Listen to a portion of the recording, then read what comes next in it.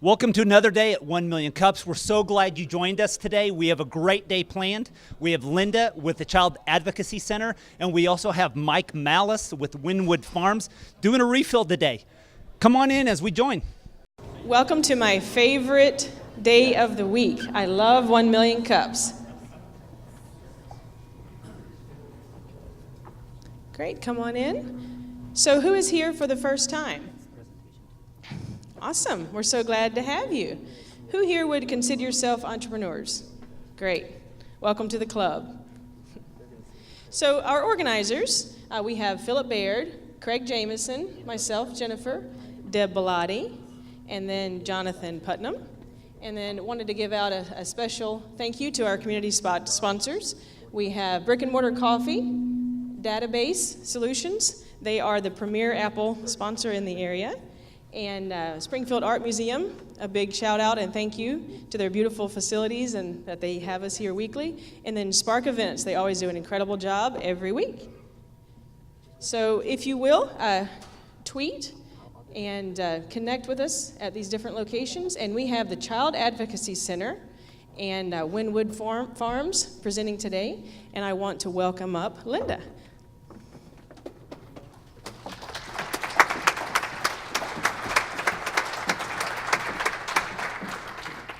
Good morning. Again, my name is Linda with the Child Advocacy Center, and I feel obligated to begin my comments this morning with a few apologies, although half-hearted apologies. You are not used to hearing the words child abuse typically at one of these 1 Million Cup presentations, and so I apologize for bringing such a heavy topic to you so early. But I also have to say, if we as a community are not willing to face these words head on, we will never eradicate the scourge that is child abuse. And I also have to say you are used to hearing from entrepreneurial individuals most often, and the Child Advocacy Center is not brand new. We opened our doors in 1995 and have served more than 17,000 children in that time. However, I assure you that to secure the funds in the nonprofit world that we need and to deal with the rolling changes to the nonprofit industry and the economic community, legislative changes, we embody the spirit of entrepreneurs as much as any brand new business. So what is the Child Advocacy Center? We put the needs of the child first in an investigation for abuse. And to help you understand what that means, let me tell you just a little bit about how child abuse cases were investigated before there were child advocacy centers. There are as many individuals who have to be involved in an investigation for abuse, starting with law enforcement, Children's Division with the state of Missouri. If a child was taken to an emergency room, there were medical professionals. The prosecutor's office may be involved, the juvenile office may be involved, and more. I have to say all of these professionals played a very critical role in the investigation for abuse, but I also have to point out that none of these folks were trained professionals in child development or in talking to children. And so I can assure you that I could spend the rest of the morning telling you why that process was not good for kids and did not yield the results we needed in trying to keep children safe. But suffice it to say that the child needs to tell us what happens. And when we had that process where a child was taken by hand from agency to agency and agency and asked to repeat their story over and over again, and we're talking about very traumatic and sad things, this did not help keep the child safe. So enter the Child Advocacy Center. We are a child-friendly, warm and welcoming center that provides age-appropriate investigative services to young victims of abuse. All those other investigators I listed, they still play the same critical role in the investigation of child abuse. They now do it collectively, though. As a team at our center, our trained staff provides the services to children and work one-on-one with the kids. And all these other investigators very discreetly work behind the scenes on behalf of the kids at our center. So the services we provide: forensic interview. This is a non-leading, objective, and age-appropriate one-on-one interview with the child. Rather than take a child to the emergency room anymore, we also employ a full-time nurse practitioner who provides 2 main examinations to children in our very child-friendly center. Let me stay on that concept for just a minute, child-friendly. Rather than walk into a prosecutor's office, walk into a sheriff's office, rather be taken to the emergency room, this is what greets families in our child-friendly center. This is a mural in one of our 2 family room areas, and this is ceiling to floor, wall to wall. The sky and clouds continue on the ceiling. The images continue around the walls. Our examination rooms are unlike any examination room I had ever seen before working with the Child Advocacy Center.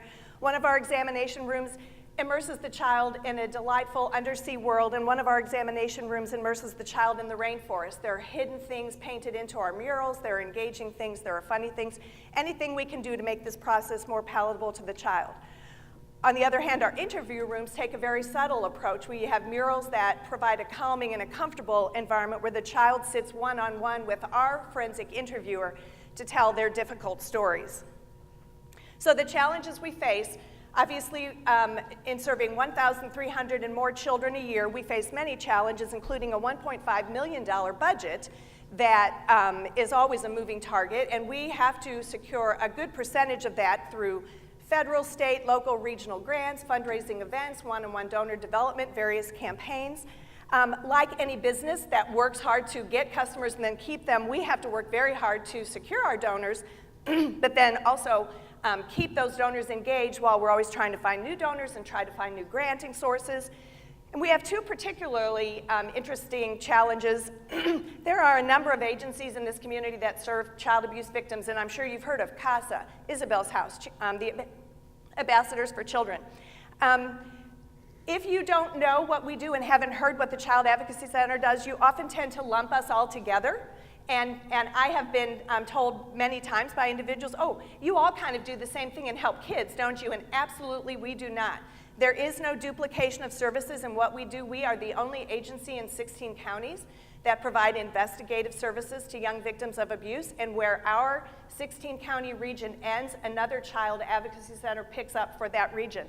So there is no duplication of services, and I will also tell you that I'm standing before you today wanting to educate you, and we are always balancing this need to be out in the community and out in the public doing what we do with a commitment to the families and kids we serve that these are completely private and confidential services. So when a family walks into our center and that family walks out, they know that their case will be kept entirely confidential. So how do we tackle our challenges? I like to say that at the CAC, we ask two questions. Is something good for kids? And are we doing it for the right reasons? And I will say that we never shy away from stepping out of our comfort zone. And I want you to think about that picture as I continue. But we never shy away from stepping out of our comfort zone. And I think I would tell you all as entrepreneurs and businesses that while I'm telling you some of the things that we have done, you might consider what you have shied away from and not tackled just because you weren't comfortable doing it, but it might benefit you down the road. So. Probably 10 years ago, we took a hard look at our support base, our donors, our volunteers, our board members, and we kind of discovered they were of an age where I am right now, maybe on the younger end of the 60s and older. And while this is a wonderful demographic with a lot of wisdom and financial resources, it's also not a sustainable foundation for a nonprofit that has a continually growing caseload. So we connected with some young professionals in the community, and those young professionals brought in more young professionals. And we explored what we might do to take our donor base maybe from that bottom level of 60 down into the 20s. And our Young Advocates Council is what they named themselves, and they're now into their 7th or 8th year of advocating and raising money for us. And when I say that took us a little bit out of our comfort zone, I will tell you we are control freaks at the CAC, and our development staff, who is here today, and executive director knows, that we want to have total control of anything going on. And when we started working with these amazing, energetic, and enthusiastic young professionals, we could tell right away that they were going to want a very hands-on role in doing fundraising for us and advocating for us, and we had to come to a point where that was a good thing, and we were comfortable with that. I also don't want to spend a lot of time on social media. I hope every single one of you are using this tool, but I will say, remember that challenge I told you about the need to provide confidential and private services to our clientele? Well, what is social media but throwing yourself out there into the community and talking about anything and everything about who you are and what you do? And yet, probably going on 8 years ago now, on the forefront of Facebook, we decided that if we were going to expand this support base, that we were going to have to engage with this crazy social media tool. And there were very few businesses even using social media at that time, and there were no nonprofits. And we got asked a lot, and even by our board members, is this something we really should be doing? Is this something that's going to compromise that confidentiality that we provide? But we forged ahead, and today we have presence on all these social media venues, even though we still, at times, are out of our comfort zone in putting us out there. And then finally, I have to tell you, nonprofits are always on the hunt for that holy grail of fundraisers. And in fact, the other day I was even reading about an article that said, if your fundraisers are not fundraisers, you're missing the boat. So more than a year ago, something landed in my email box, an event called Over the Edge. And while my hand hovered over the delete button, because I was reading this as a rappelling event and it involves getting permission from a building owner to get up on their roof and take people down the other side, remember those questions? Are we doing something for the right reason? Is it good for kids? Well, we learned about Over the Edge. We added our tagline, Conquer the Sky, Edge Out Abuse. And on June 4th, we're going to be rappelling the Sky 11 building, the north side of the building. We're landing on the pool deck. And we will have up to 90 individuals in the community who have been working hard to raise money and rappel on our behalf. And because there's a limited number of spaces for, 90 rappellers is all that can logistically get down that building in a day, we've added a run to the edge, a ride to the edge, a festival on the edge. And I'm here to tell you, if nothing else has ever taken us out of our comfort zone, I think we wake up almost every morning feeling a little bit out of our comfort zone with an event of this size. We had to go before City Council. They actually changed the open container law to allow us to have a beer garden on Jefferson Street in front of the Sky 11 building. And we've had to turn in permits with the city and with the fire department for tents. And this is absolutely the largest, most ambitious event we have ever undertaken. But I will tell you, it is absolutely the right thing to do to take our entire staff and a whole lot of people with us over the edge. So with that, I would entertain questions from the audience about the Child Advocacy Center, about our services, or about our events.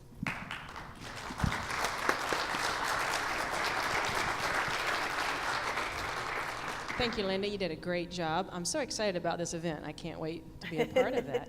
So, okay, at this point, we will take questions. If you have a question, please raise your hand, and one of our organizers will hand you a mic. When you receive a mic, please stand up, and then I will point to you as to who is next. So, we have a question here. If you hold on just a moment, please, he'll hand you a mic. We video these. That way we catch your question. Okay, great.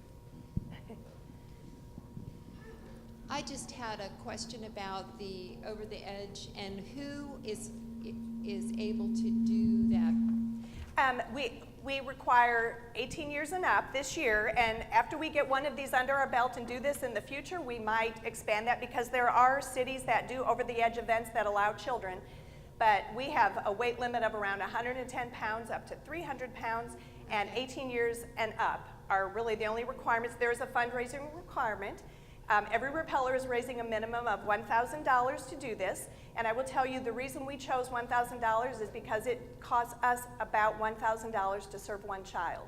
So everybody rappelling is raising funds to serve a child at our center. I think that's a great, I hope it goes well. Thank you. We do too.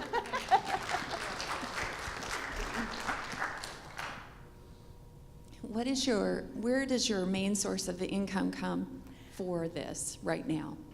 For the Child Advocacy Center, I would say actually we're kind of proud that we don't have one main funding source. We actually try and maintain a very diversified funding base, funding streams through grants, through fundraising events, through individual donor development, because at any given time, we've all heard about nonprofits that lost a significant amount of funding that absolutely compromised their ability to serve their mission, and we never want that to be the case.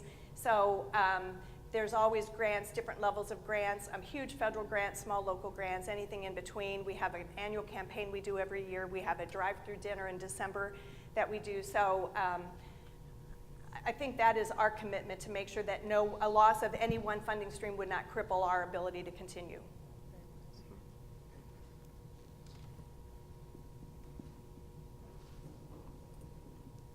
Linda, thank you for sharing about this with us today. My question again is about your funding. How much of your funding, if any, can be considered long-term, like endowments or long-term grants, or is it all very short-term where you're constantly on the hamster wheel raising money? That's such a great question, and we sort of, in some ways, we are always, I think almost every nonprofit, I will say we do have an endowed fund. We have the Shea Rourke Memorial Endowment Fund, and that is something we are always working to increase because we understand the larger our endowment fund, the more that will generate regular income that we don't have to raise from year to year. but I will say also as a 20-year-old nonprofit, so much of our efforts every year have been focused on getting the operating money for that year that we have never had the luxury of focusing a lot of time on our endowed fund. So does that answer your question? Yeah, okay. Okay, great. We'll take another question. Linda, great presentation. I was curious a little bit, you talked about how people lump you together with other child care agencies. How do you go about educating the public a little bit about your differential aid? I mean, I know you're here, but yes, we're not the entire population. Right. So. Well, we do give presentations at many. We talk to employee groups. We talk to church groups. We open our center. If you are in the least bit intrigued by the photos we showed you of the inside of our center, we just hosted a group last night, a law office from Ozark that's trying to raise enough money for all 6 employees to go over the edge, and we open our center. We like to bring the public in. We have hosted church groups, we host work groups, we also do outreach. Social media has been such an amazing tool for us to reach such a diverse population. We have printed communications, electronic communications. We just, news releases, we have great relationships with the media. They do a great job of explaining what we do for us. So I think, up till about 10 years ago, there was a little bit of a belief that the less people knew about us, the better, just because we're so committed to providing complete confidentiality for the kids who come our way.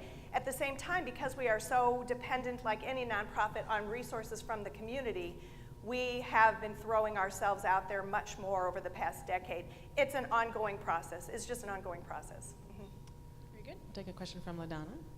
Good morning. You are definitely putting the fun in fundraising with this. I'm just curious, do you have, not that I'm volunteering, but do you have room for more repellers at $1,000 fundraising goal? We do. We are at, as of yesterday afternoon, 75 repellers. That kind of gives us pause to think about that. But so technically we can take up to 90 repellers on Saturday, June 4th. So there's a little more room, but there's also the run and the ride if that whole height thing gives you pause. And what's your deadline for enrolling? May 26th. May 26th. We've got a question on the front row. Awesome presentation.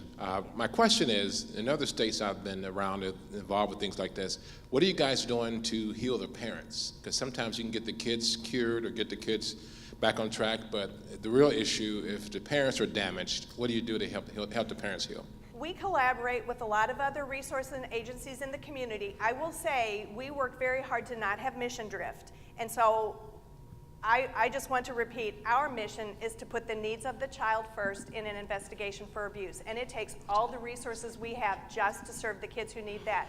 But we absolutely recognize that there are other resources necessary. In the course of an investigation, we often find out the reason that a child is being abused is, the mom doesn't have the money to pay the rent, so somebody else is doing that, and she's compromising her child.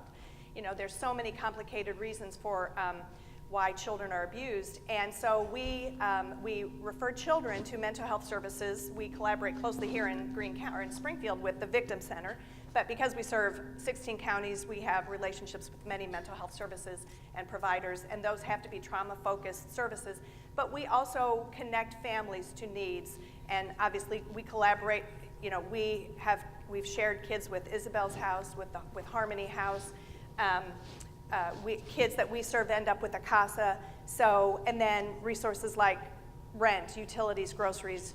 Our child advocates follow up with the family beyond the interview or the services that we provide a child to try and see that those needs are met, and that helps stop the abuse. Yeah. We have a question on the second row. Hi, I'm Melanie. I was just interested in the Over the Edge program. That is a separate company that does this type of thing? It is. They're out of Nova Scotia. Oh, It's wow. actually called, they started up in Nova Scotia and spread across Canada about 10 years ago. And now almost every major city and then cities our size have had these events. We are the ones bringing it to Springfield. Nice. And we have the license, the only license in Springfield, Branson, to host one of these events. So as long as we want to do this, we are the only nonprofit that would be able to. Great, and I'm guessing it comes with a bit of liability insurance? It does. Oh, that's such an insightful observation. It's an expensive event for us. I mean, there is a very large expense that we incur just to put on this event with Over the Edge, and they carry $10 million of insurance. We still have to buy additional insurance and put the city and the building owner and others on that extra rider that we have purchased. So yes, there's a lot of insurance. But I feel obligated to say that 50,000 repellers in the decade that Over the Edge has been doing this, not one accident. So they are a very reputable company, and they're wonderful. We were all thinking that question, but didn't want to ask it. So. Okay, yeah. Okay, we have a Safe, question in the fun, center. controlled environment.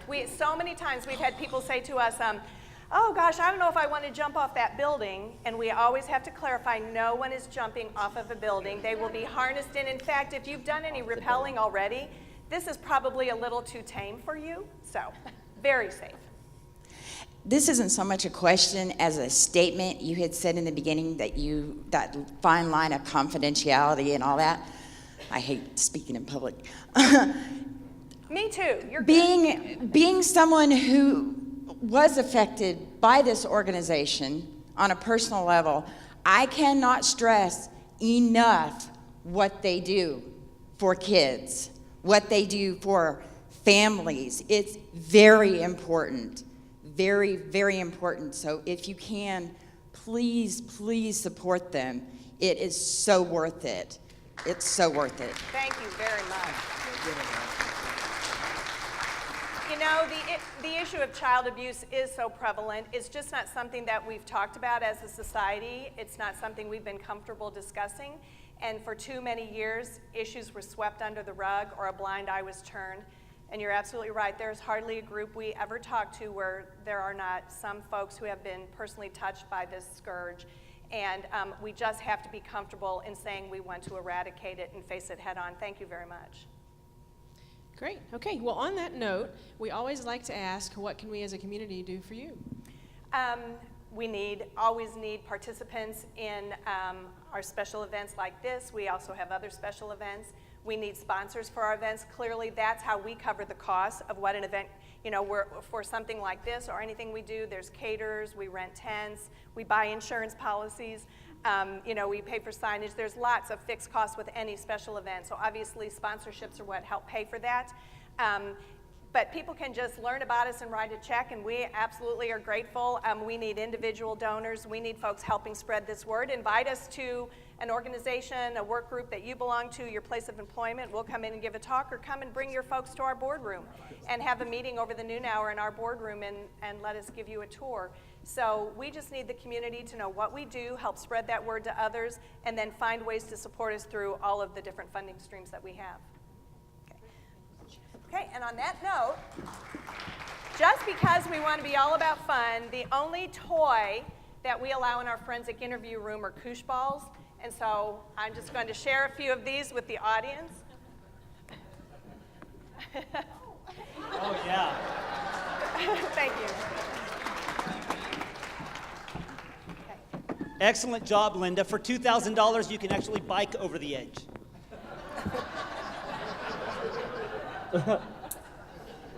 As you see over on the side, we always have Twitter fall. You can hashtag 1MCSGF or at 1MCSGF. If you have any announcement going on with your organization or in the community, you can put it up there. Join the conversation, always fun. We have just a few announcements today.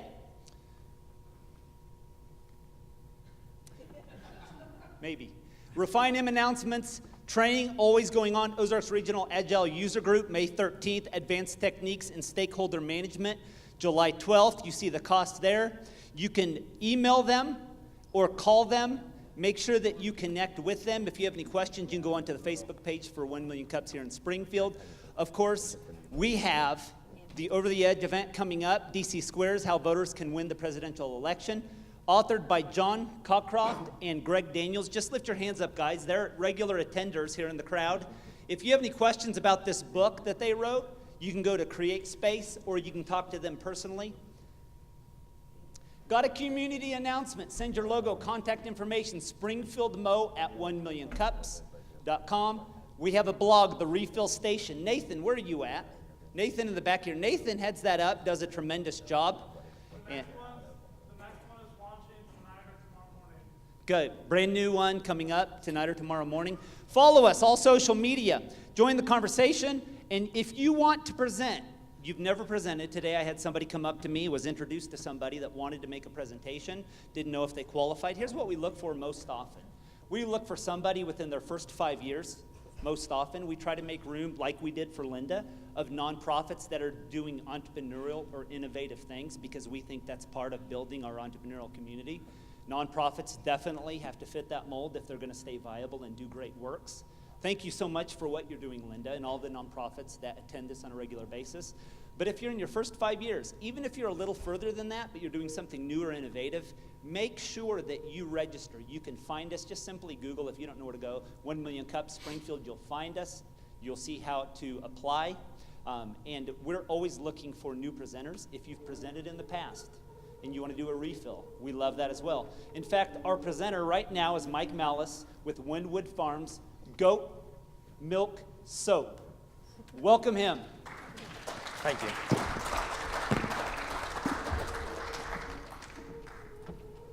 All right, good morning, everybody. Thank you so very much for coming. This is my very, very favorite hump day activity by far. I love 1 Million Cups and everything it's done for us in our business. My name's Mike Malice, and I'm with Windwood Farm Goat Milk Soap. And basically, to start, we are a family-ran business out of Springfield, Missouri. It's me, my father, and my stepmom. And we showed dairy goats initially, and it's been a while. And after we started showing goats, we ended up with an abundance of milk because we actually had the #2 milker in the nation back in 2012. So we had all this extra milk, started making soap. Well, turns out that the soap is amazing for skin irritations and stuff like that. We do a made-from-scratch, cold-processed lye soap. We use fresh goat milk. We don't use powdered or frozen milk in our soaps at all. And so we've just gotten overwhelming feedback from people that have psoriasis and eczema and acne and dandruff and dermatitis and all kinds of stuff, and it's extremely heartfelt and very heartwarming to us to hear those types of feedbacks from people. Now, whenever I first presented, we were right in the ballpark of about 15 retail locations because my father and my stepmom, who are supposed to be retired, and they're not even close to that right now, they would go to the farmer's market, they'd sell the soap, people would approach them at the farmer's market wondering if they wanted wholesale accounts, and of course we do, we want to grow our business. And so we had about 15 retail locations. When I first presented, we were in need of a new label, we were in need of a new logo, and an updated website, and so we kind of had a lot of needs and wants. We did the one farmer's market at Farmers Park. If you guys don't know where that is, it's right behind Houlihan's on Republic Road. It's actually the #6 farmer's market in the United States right now, and so it's an amazing place to be. Saturday mornings from 8 a.m. to 1 p.m. is the best time to go. And it is just an amazing farmer's market. It's year-round under a pavilion, so you can get out of the weather and all that stuff. And on my first presentation, it was my second month with the company. Now we are in 48 retail locations. We do have new labels, new logo, and an updated website. That's a big thanks to Charlie Rosenberry, who I met here at 1 Million Cups. The new labels from Ample Industries out of Nixa, which is a great company. And our logo was actually created by one of our cohorts at the market, Crisara Designs. They're twins, and they've updated our logo for us, and so we're extremely excited about that. We now do the Branson Farmers Market as well as the Farmers Park. And May 1st was my 1-year anniversary. And whenever they say, yay, yeah. When they say that the first year of business is the most challenging, definitely feel that. A lot of PB&J sandwiches, top ramen, and stuff like that for me, but my mortgage and car payment has been paid, so I still have a place to live, a roof over my house, and my dog still got food in the bowl, so that's the main thing for me right now. This is what our growth looks like. In 2014, we sold between 8,000 and 10,000 bars of soap. 2015, this is when I came on board. I came on board in May, so keep in mind I was there for not the first quarter of business, but we more than doubled our business, or about doubled it, in 2015, so that was great, and large in part to 1 Million Cups and helping us get into some of these retail locations. So far in 2016, we're right about 7,000 bars right now, so we're projected to still have some more growth, and of course that depends on how many more stores we take on, accounts that we get, everything like that as to how successful we're going to be. But I'm definitely going to keep pounding the pavement, knocking doors down, because that's what I do. To give you an idea of some of the places we've gotten in, Harder House, thanks to Tony Shallop, who I believe is in the crowd. Thanks, Tony. I appreciate that. Devin Dillon got us into all 3 Mama Jeans locations. He's was a coordinator here at 1 Million Cups. Big thanks to him. And another good success story is Lewisburg Cider Mill down there at the bottom, if you don't know what that is. They actually took Zoom Bar, which is a nationwide goat milk soap distributor, took their soap out and put our soap into that location. And so that was a really big kind of success story for us, because Zoom Bar is a big-time company. And although we have better soap that's heavier, that's less expensive, it's hard to get stores to realize that and to take that step. Basically, we're looking for more stores, and we'll go over that later. But here's my contact information. We need a bunch of likes on Facebook, just like everyone else does. We have Instagram, Twitter, my personal email. This is my cell phone number and our business phone number. So if you want to get a hold of us, this is the best way to do so. And at that, I believe I'm ready to take some questions. Great.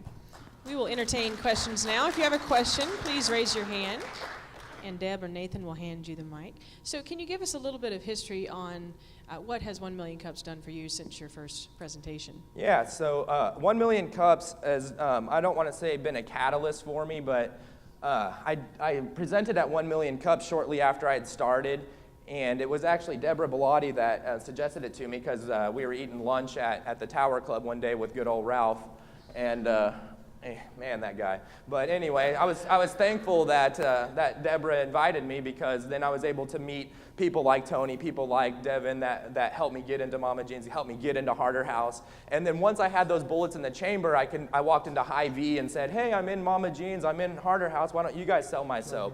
And so although I'm only in one Hy-Vee now, I'm starting to market most of all of our 48 locations, not all of them, but 90% of them, I would say, or more, are in the Ozarks. And so now that we have so many locations in the Ozarks, we're starting to branch out. And I believe that Hy-Vee is going to be a good catalyst for that, because they actually have 230 stores in a 6-state area. And so now I'm having to individually market out to each one of those Hy-Vees. It's not like I can just go knock down their door and say, hey, put me in all 230 stores. I might get to that point someday, but it's not nearly as easy as you would think. I mean, it's months process. It's squeaky wheel, squeaky wheel, squeaky wheel. Don't you want to give me some grease? Like, I don't want to pressure you here, but come on, buy my soap. And that's pretty much the process. So I've been in sales since I was 16 I'm going to be 34 this year, so I'm no rookie in sales. And this is, although it's the most challenging sales I've done, it's also the most gratifying, the most exciting. I get to help my family while I'm helping myself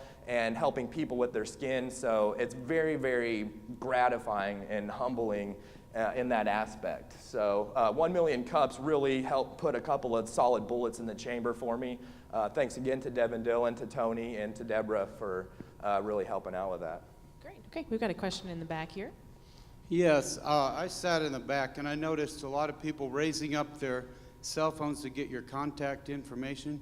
Is it possible to go back to that slide and leave it up while we're doing this? Because everybody wants to talk to you. Absolutely. I wanted to say, this is my comment. You have a tester in the back. What, is that the lotion, not the soap? Right, yeah, we, on top of making 20 different fragrances of soap, we also make lotions and we make body butter. And then if you know what BioFreeze is, it's a lotion that's made for aches, pains, arthritis, joint problems, stuff like that. We also make a lotion that's an all-natural replacement for BioFreeze. Well, I put the lotion on because I have a skin irritation on my finger and it feels better than it has in weeks that I've been trying other remedies. Awesome.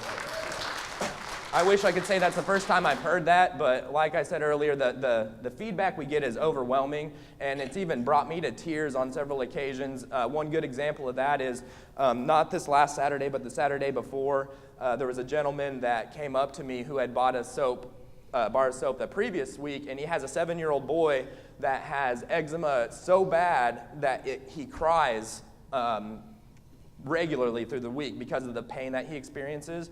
And he came up to me on that Saturday and he said, Mike, my kid hasn't cried once this whole week and that eczema is starting to go away. And of course, you can't cure eczema, but you can heal it. And so we've had testimony after testimony of people with those same situations, and it really, that's what really makes it worth it for us, absolutely. Great. We've got a question here on the second row. Hi, I'm Melanie again. I bought a few of your soaps before the program, so I'm excited to try them. I have dry skin sometimes.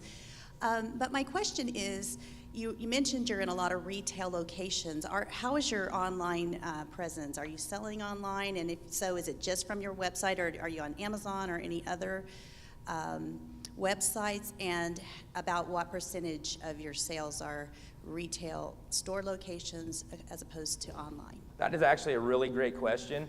All of our e-commerce is done through our website. We've looked into, there's a new Amazon Handmade that even came out. There's Etsy, Pinterest, things like that. When we're doing research into that, there is, when I tell people I'm a soap maker, they're like, you're a what? I'm a soap maker, you know, and people, it's kind of new and interesting to people, but it's not new and interesting in the fact that grandma made it back on the farm, and so there's literally tens of thousands of soap makers nationwide, and so the market is extremely saturated and the margins are so tiny that our time it's more productive for us to spend our time getting these retail locations, selling at the farmer's market. We just have a better margin, and although we could maybe make 20 cents a bar or something sending it out, you have to figure in shipping costs and all that stuff. If someone's ordering 1 or 2 bars, it's sometimes not worth it as much. You need people to order, 10, 20 bars, which is gonna last them essentially all year. A bar lasts about a month.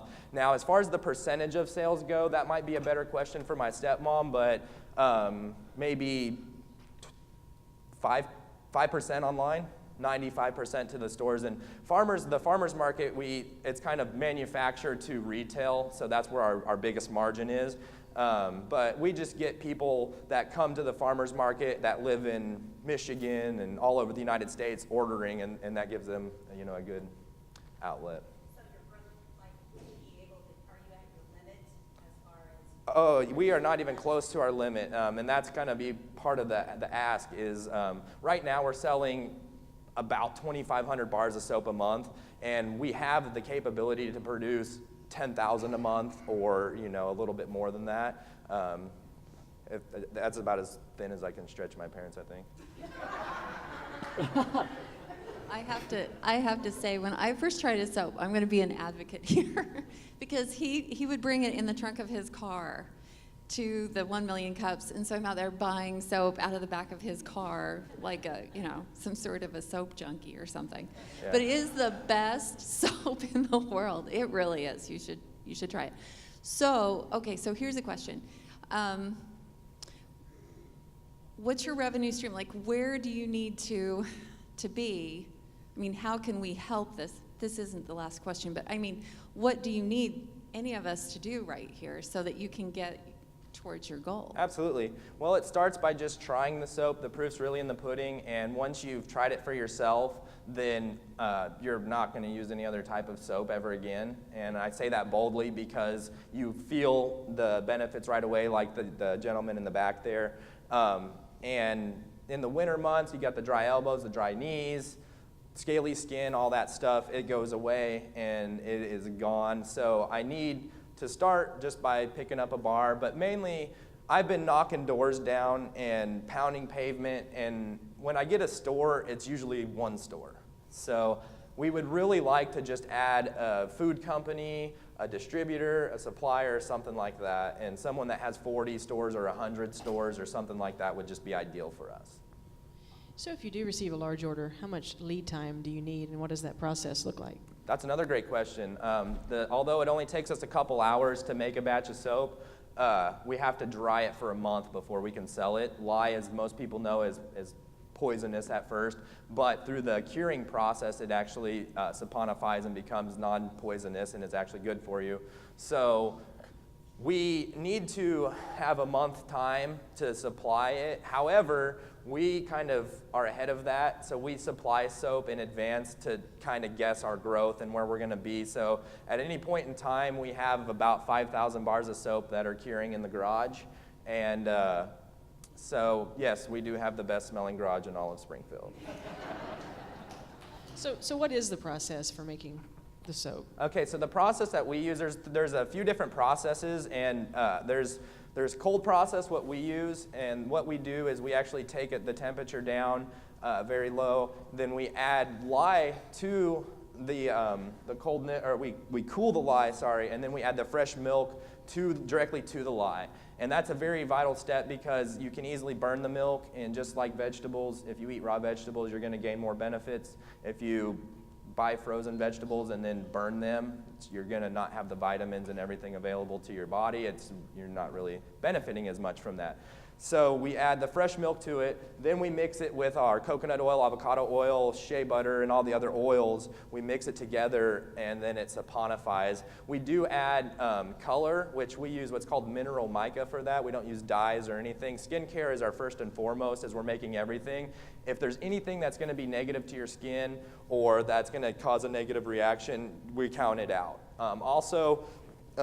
Palm oil, for instance, has been under scrutiny because by using palm oil, you're actually endangering orangutan habitats because they're harvesting these palms straight from the forest and stuff like that. We actually do get our palm oil from Indonesia, but it comes from a farm that actually farms palms, so it's sustainable. And although they do have to chop those palms down, they just replant them and grow them. It's not like they're killing the forest and orangutans by. So we're very conscious, we're very animal friendly. We actually we raised our own goats for the longest time, and now we buy fresh milk from a friend of the family because we're too busy making soap all the time. But we make sure that whoever we buy milk from, we want to make sure they take great care of their animals as well. We don't want the animal cruelty and the just slaughterhouse type of situation going on. We're very local minded. We try to source things out of the United States as much as we possibly can, and even more local if we can. And so that's our aim. Although cost comes into play with some of our ingredients, we are very business minded in that aspect and very thrifty. But we want to make sure we have high quality ingredients that are great for your skin, and that's first and foremost. And then, everything else is kind of backseat. Great. We've got a question from NK. Yeah, so one question I had, you already started talking about it, about the environmental pollution. When you manufacture soap in a regular way, like chemicals and all that, there's a lot of environmental pollution. Seems like in your process is going to be lesser or no. So I want you to talk a little bit about that. And then my second question is about your competitors. So there are other soaps that are like non-chemical soaps. We can go to Mama Jean's and see those kind of soaps. How you compete with them, and what's your message about the competition? Sure, that's a good question. And essentially, there's a way that you can calculate the different levels of cleansingness, foaming, lathering, all the different properties of soap by adjusting your oils a little bit. So for an instance, and I'm not going to name any names or throw anybody under the bus or anything like that. Of course, we're partial to our soap, and we know it's the best, and we're willing to put it in a blind taste test up against any others. But there's 100% saponified coconut oil soaps that are made very regularly because they are natural, and it's just 100% coconut oil. And if you put that into a calculator of sorts, it's extremely cleansing. And as everyone knows, coconut oil is very moisturizing, but once saponified, is not. It actually dries your skin out, and it's almost like a detergent. So yeah, it's very cleansing, it's gonna clean, but it's not gonna moisturize anymore because the coconut oil has changed through the saponification. And so my stepmother perfected our recipe over about 20 years' time. And so it didn't happen overnight, and if we see something happening with our soap, like if it gets a little too soft or gooey, we'll tweak it a little bit. So it's still an ongoing process, but we've pretty much perfected it over the last 5 years and used the same recipe. So it's just the little tweaks and taking the feedback from people, and somebody saying, well, I think it does this. Well, we're going to look into that and make sure that's the case, and then tweak it a little bit. So we've really harnessed our recipe down. Did that answer your question? Great. We have another question. Have you dealt with any brokers, like from a grocery broker standpoint? I don't know if that plays in your field or not. We haven't dealt with any brokers, but that would be, that's a discussion that we can have, and we're very receptive to talking to anyone. The things we're going to try to avoid is we don't want to rebrand really.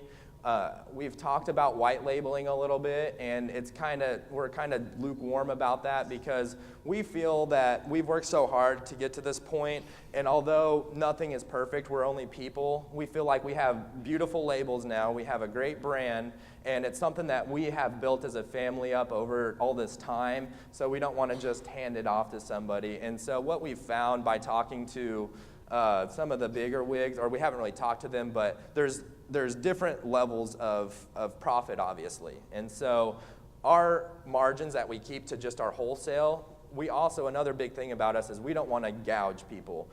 As we have our products outside that are available for sale, and for instance, our body butter, we sell a 2-ounce vat of it for $6. If you walk into a salon or a boutique or something like that, you can find a similar product for $15-20 for 2 ounces.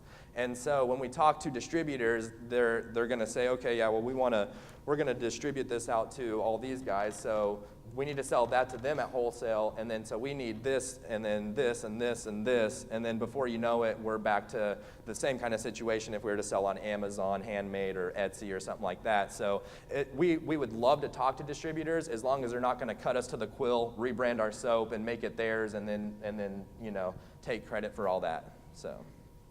Great. We have time for one more question, if you have one.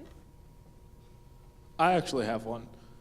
So explain to me, what does it look like for expanding into outside markets, or are you looking to expand into outside markets? Yeah, so I pretty much have my 5 and 10 year plan set for me. There's another real exciting story about my grandfather coming over from Germany after World War II. And he built a machine shop, which is on the corner of Commercial and National, essentially. And so once we grow out of my dad's garage, the plan is for me to acquire my grandfather's property, which he passed away over a year ago on his 94th birthday. And so we have this machine shop that's a 4,000 square foot machine shop. And I want to clean all that out, turn it into a soap factory so we can produce hundreds of thousands of bars of soap. And we already have stores in 5 states.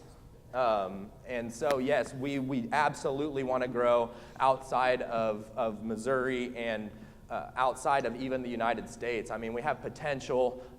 Actually, we have a phone meeting, which we don't know is going to come to fruition tomorrow, for a gentleman that has a worldwide, he's basically a supplier to distributors, like this gentleman was talking about. So we're going to talk to these people, but yeah, we want to get big, but we don't want to overload the cart because there's only 3 horses to pull the cart. So we're careful with, like if Whole Foods wanted to buy soap from us, we couldn't supply every one of their stores, but we would supply a region at first if they'd let us do that, and kind of, we want to stage our growth accordingly because we don't want to break the wagon.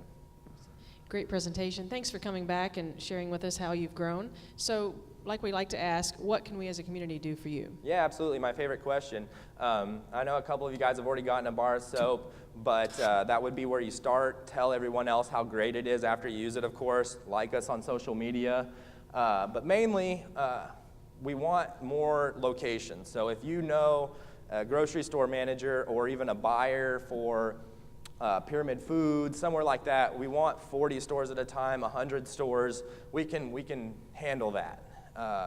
I'm going to keep pounding the pavement, knocking down doors, getting these onesies, twosies until I grow to where, to what we can handle. But any help of just warming me up to, if you can just get my foot in the door, I'm a closer. I'm gonna close them, and I'll make you look good in the process. I promise. This is, it's very, very helpful to get. And I've noticed, although I can get those sales down the road, it's that squeaky wheel situation. To whereas if when Devin got my foot in the door at Mama Jean's, it was oh yeah, Devin sent you, okay. Once you have that person that knows somebody, it makes the sale just so much easier. So please, if you know anybody, of course you can try the soap first, and if you know a store manager or something like that you want to send me to, but you're unsure of my products, I might even be willing to give you a free sample of my soap.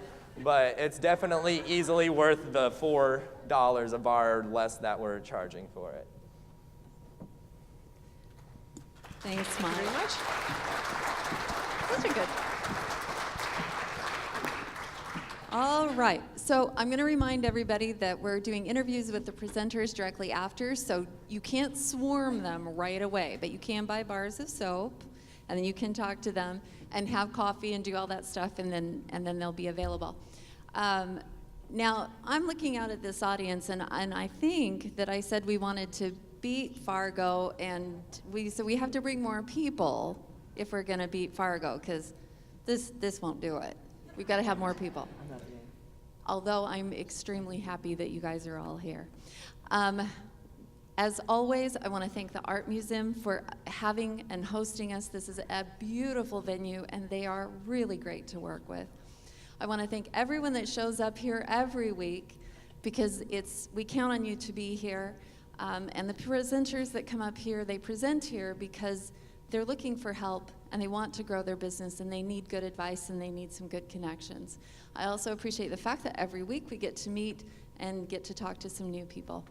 So with that, go out to the lobby, have some more great coffee, meet some new people, say hello, and you might just check out the Art Museum as you go through. They've got some new work up. So anyway, have a terrific Wednesday, and we'll see you all next week, 9 a.m. or 8:30.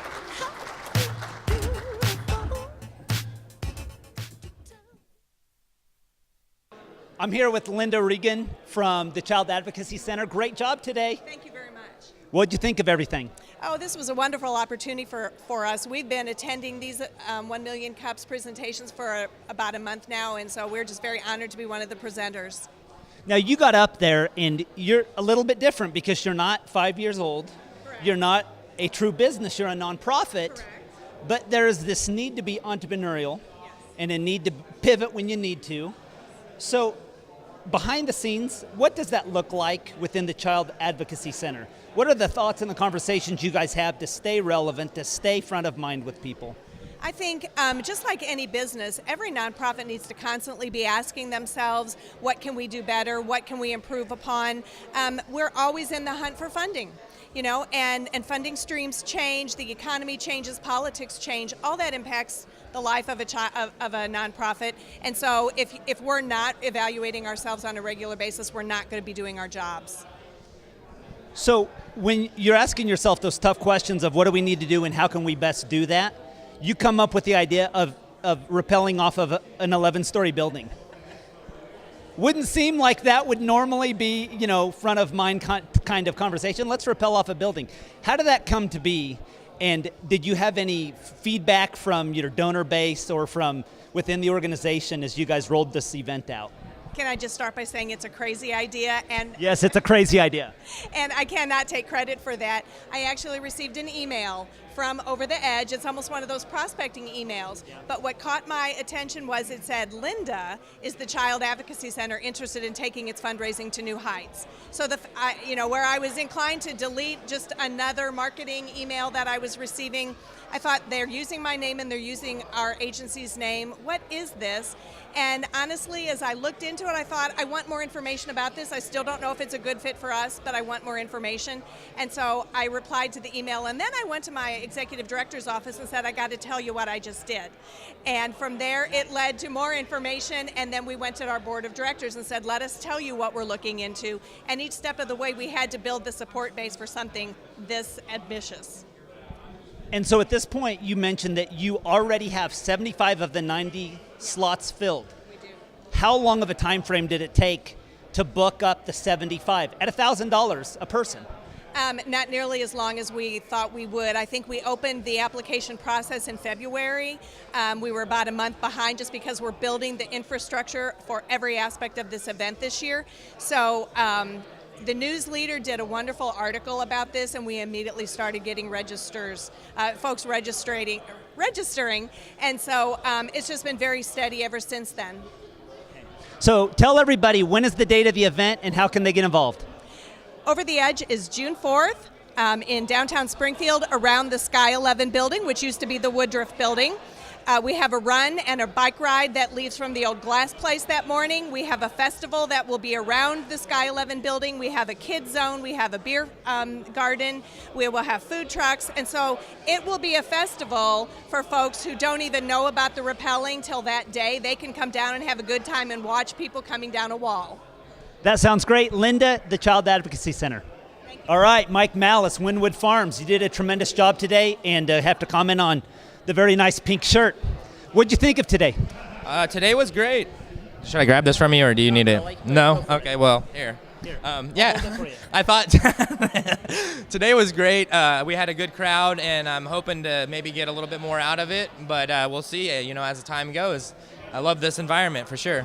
Well, over to the left of us over here, you have a big line of people checking out your soaps, all your lotions. When you got into this as a 16-year-old kid, were you like, Mom, Dad, I'm not very interested in being part of goat milk soap?